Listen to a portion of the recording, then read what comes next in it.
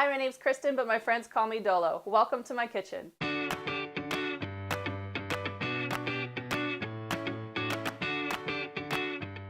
In this video, we'll be tackling the sides. We have roasted garlic green beans, whipped mashed potatoes, and cranberry orange sauce.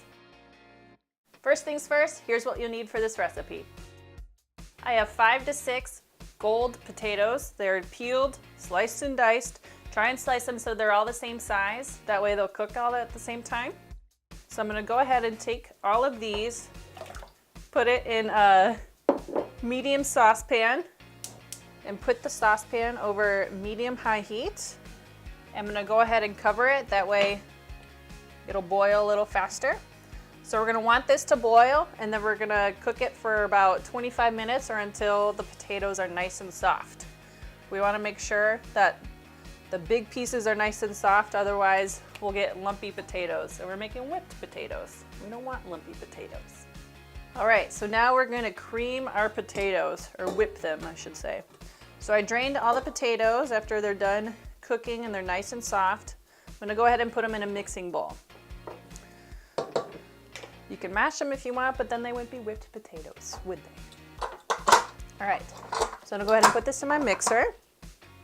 If it lets me. There we go, with the paddle attachment. Put that in there. I have a whole stick of butter.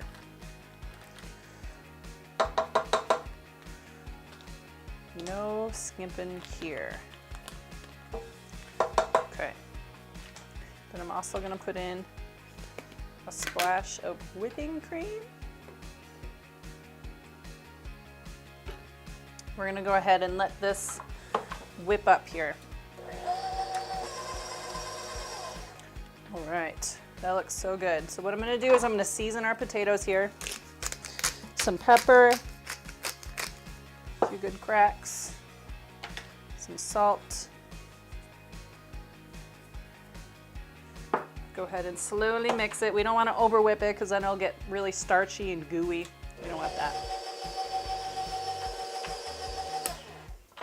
Turn off the mixer first, huh?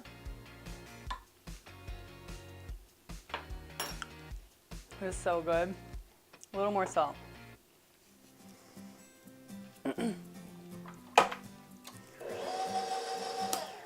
All right.